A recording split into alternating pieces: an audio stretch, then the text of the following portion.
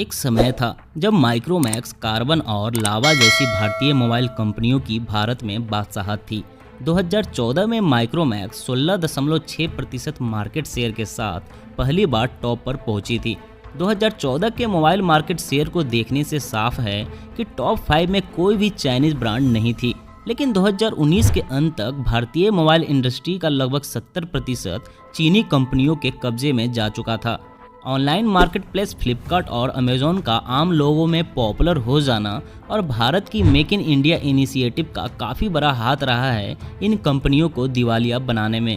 कुछ लोगों का यह भी मानना है कि भारतीय मोबाइल निर्माता चीन से कंपोनेंट्स लाकर इसे असेंबल करके बेचते हैं, तो ये भारतीय कैसे हुए?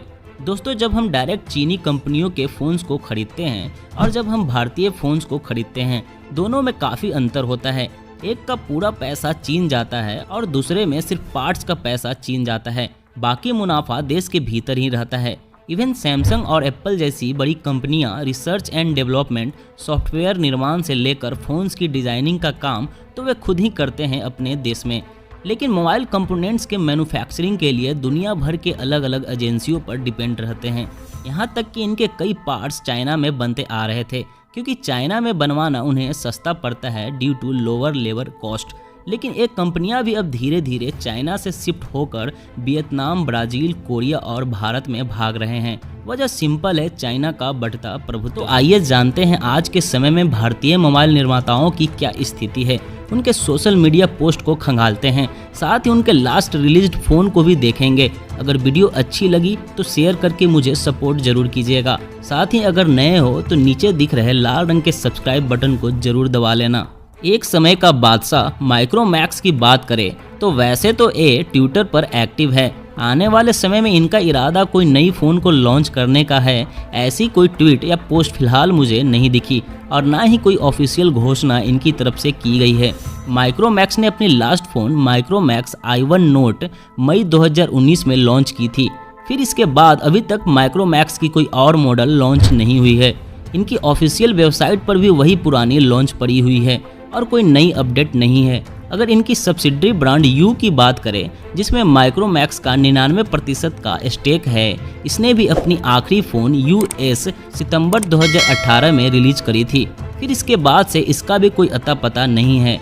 अगर कार्बन मोबाइल की बात करें तो एक टाइम था जब भारत में तकरीबन 1200 अलग अलग ब्रांड पर किए गए रिसर्च में सबसे भरोसेमंद कंपनियों की सूची में 77वीं रैंक लाया था और आज न जाने कहां भीड़ में गुम होकर रह गए हैं। हालांकि कार्बन मोबाइल पूरी तरह से मार्केट से गायब नहीं हुई है। इन रिसेंट जनवरी 2020 में इनकी एक smartphone titanium S9 plus launch भी हुई थी, जो मार्केट में खास धमाल नहीं मचा पाई। लेकिन आज के हालात को देखते हुए इनकी टीम कुछ न कुछ प्लानिंग तो जरूर कर रही होगी, क्योंकि ऐसा अवसर इनके लिए फिर से नहीं आने वाला। ट्विटर और फेसबुक दोनों पर इनकी थोड़ी बहुत पोस्ट आती रहती है, लेकिन नए प्रोडक्ट की अनाउंसमेंट से रिलेटेड इनकी कोई पोस्ट आज के डेट तक मुझे देखने को नहीं मिली। ट्विटर पर इनकी लास्ट पोस्ट 20 फरवरी 2020 को देखी गई थी। वहीं इनकी ऑफिशियल वेबसाइट काम तो कर रही है, लेकिन उस पर कोई नई अपडेट नहीं है। लावा मोबाइल की बात करें तो इनका अपना रिसर्च एंड डेवलपमेंट सेंटर भी है इंडिया और चाइना में। लेकिन हाल ही में इन्होंने घोषणा की है कि जल्द ही चाइना की R&D सेंटर को भारत में शिफ्ट करेंगे और फ़ोन मैन्युफैक्चरिंग में बड़ी इन्वेस्टमेंट भी करने वाले हैं। हालांकि लावा बीच बीच में छिटपुट फ़ोन्स को लॉन्च करती रही है और फरवरी 2020 में इन्होंने Z53 और Z71 जैसे मॉडल को लॉन्च करी थी। इनकी ऑफिशियल वेबसाइट काम कर रही है और ये ट्विटर पर भी पूरी तरह से एक्टिव है। यानी लावा से हम उम्मीद रख सकते हैं कि इनकी स्मार्टफोन चाइनीज कंपनियों को खासी टक्कर दे सकती है। अगर लावा की ही सब्सिडरी ब्रांड जोलो की बात करें तो इनकी ऑफिशियल वेबसाइट तो काम कर रही है, लेकिन अप्रैल 2019 में लॉन्च हुई जोलो ZX के बाद से इनकी कोई नई फ़ोन्स मार्केट में नहीं आई है। और तो और 27 मई 2019 के बाद से इनकी कोई ट्वीट भी ट्विटर पर देखने को नहीं मिली है। वहीं अगर अंबानी के जियो और लाइफ मोबाइल की बात करें तो यहाँ भी कोई नया फ़ोन देखने को नहीं मिला है। लेकिन मुझे लगता है अंबानी जी कुछ बड़ा ही सोच रहे होंगे। देखते हैं क्या धमाल मचता है।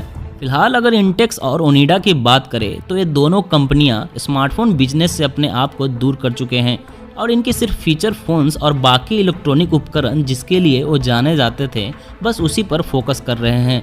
कुछ अन्य निर्माता जैसे क्रियो, वीडियोकॉन, सेलकॉन और स्पाइस जैसे मोबाइल मैन्युफैक्चरर के वेबसाइट तक बंद हो चुकी है। मतलब इनका जिक्र ना किया जाए तो ही बेहतर होगा। तो मिला जुलाकर ऐसी स्थिति बनती है आज के डेट तक इन भारतीय मोबाइल निर्माताओं की।